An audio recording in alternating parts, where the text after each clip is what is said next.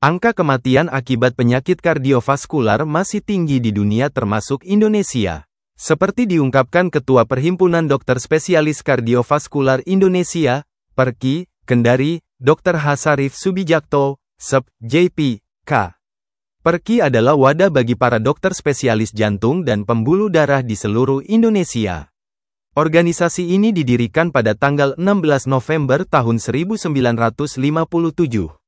Kita harus aware, kewaspadaan terhadap jantung kita, katanya kepada tribunnyusultra.com. Kardiovaskular merupakan penyakit memengaruhi jantung dan pembuluh darah, seperti jantung koroner, stroke, gagal jantung, dan penyakit arteri perifer. Penyebab utamanya adalah gaya hidup tidak sehat seperti pola makan buruk, merokok, kurang berolahraga, hingga faktor lain penuaan maupun genetik. Penyembuhan penyakit kardiovaskular membutuhkan peralatan canggih, tak heran pasien mesti merogoh kocek yang cukup tinggi.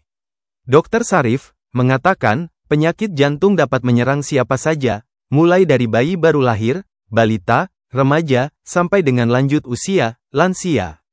Penyakit jantung yang kita khawatirkan ini adalah jantung koroner yang kejadiannya pada laki-laki usia lebih dari 40 tahun dan perempuan di atas 50 tahun, ucapnya. Untuk menjaga kesehatan jantung terutama pada lansia, Dr. Sarif membagikan tips dengan akronim cerdik. C yang pertama adalah cek kesehatan secara berkala, minimal 1 tahun sekali bagi orang berkondisi sehat. Sementara orang dengan gejala penyakit kardiovaskular, disarankan untuk cek lebih rutin. Sesuai petunjuk dokter, apakah sebulan sekali, 3 bulan sekali, dan penyakit ini sudah ditanggung BPJS, jelasnya. Lalu enyahkan asap rokok, R yaitu rajin berolahraga, D untuk diet yang seimbang, I yakni istirahat cukup, serta K kelola stres. Dietnya itu jangan banyak kolesterol, gula, garam, asin, diet yang seimbang lah, ujar dia. Peringatan Hari Jantung Sedunia di Kendari. Hari Jantung Sedunia diperingati pada tanggal 29 September setiap tahunnya. Dalam rangka memperingati hari tersebut, Perki Cabang Kendari mengadakan berbagai kegiatan. Tahun ini, Perhimpunan Dokter Spesialis Kardiovaskular mengusung tema Don't Miss the Beat atau Jangan Lupakan Denyut Jantung. Mereka memberikan edukasi penyakit jantung hingga praktik CPR, Cardiopulmonary Resuscitation, atau resusitasi jantung paru. Dilangsungkan di Depark, Jalan Brigjen M. Yunus, Kelurahan Bende, Kecamatan Kadia, Kota Kendari, Provinsi Sulawesi Tenggara, Sultra, Minggu, tanggal 25 Agustus tahun 2025.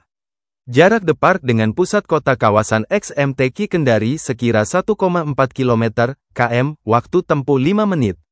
Sosialisasi pertolongan dasar tersebut diikuti sekira 200 pengunjung termasuk security dan karyawan pusat perbelanjaan tersebut. Sekretaris Perki Kendari, Dr. Firman S. Dullah, MKes, SEP, JP. Menjelaskan, CPR dapat dilakukan ketika menemukan seseorang dengan 3 gejala dasar. 3 gejala tersebut antara lain seseorang yang tiba-tiba tidak sadarkan diri, tidak ada denyut nadi, dan tidak ada respons napas. CPR berarti memberikan kompresi atau tekanan di dinding dada depan dengan kedalaman yang cukup dan kecepatan konstan sebanyak 30 kali.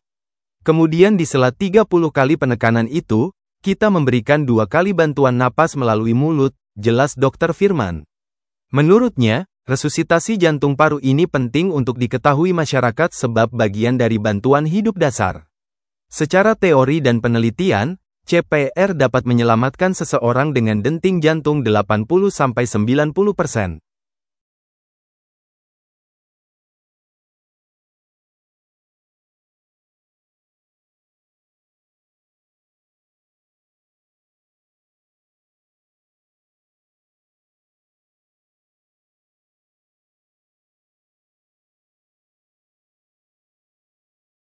CPR itu adalah cardiopulmonary resuscitation atau bahasa Indonesianya itu resusitasi jantung paru.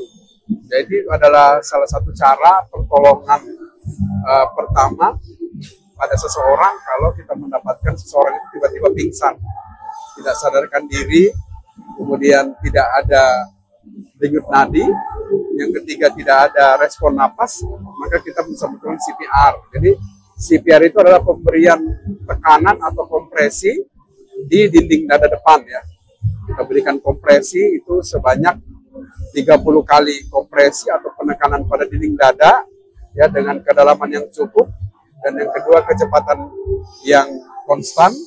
Kemudian setelah kita memberikan 30 kali penekanan itu, kita memberikan 2 kali bantuan napas yang kita tiupkan lewat mulut seseorang yang pingsan tersebut. Ya. Sebenarnya penyakit jantung itu kan dibagi, Pak, diklasifikasi. Ada yang penyakit jantung pada anak, pada bayi baru lahir, ada ya, kemudian pada usia-usia balita, usia remaja, dan usia-usia pada usia-usia tua. Nah, bicara penyakit jantung yang kita khawatirkan ini adalah penyakit jantung koroner yang kejadiannya pada usia laki-laki di atas 40 dan pada perempuan di atas 50 tahun. Nah, apa nih dok tipsnya untuk mencegah itu? Oke, Mbak. Jadi di Kemenkes sudah ada algoritma, Mbak, untuk mencegah itu adalah cerdas, cerdik ya, cerdik dok. Ya. C itu apa dok? Tadi C. Cek kesehatan secara berkala. Ya. Jadi Pak, kalau orang kita sehat, satu tahun sekali boleh cek, ya. Tapi kalau sudah ada gejala, mungkin dari kontrol dokter akan diberi petunjuk apakah sebulan sekali atau 3 bulan sekali nantinya, gitu. Dan sekarang itu penyakit kan ditanggung sama BPJS juga. Ya. Itu C. Cerdik, enyahkan asap rokok. R, rajin aktivitas atau berolahraga. Itu apa dok?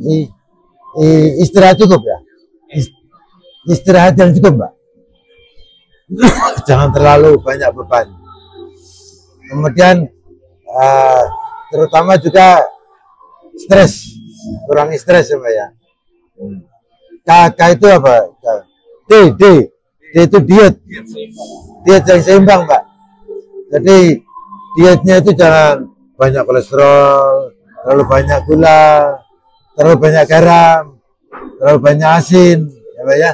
Diet yang seimbang lah. Ya. Contohnya garam cukup setengah sendok per hari. Kemudian K itu terakhir istirahat cukup, dan K kelola stres sama. Jadi stres juga berpengaruh dan bisa menjadi pemicu serangan jantung pada usia-usia, apalagi pada pasien yang sudah ada dasarnya penyakit jantung koroner. Download Tribun X sekarang, menghadirkan lokal menjadi Indonesia.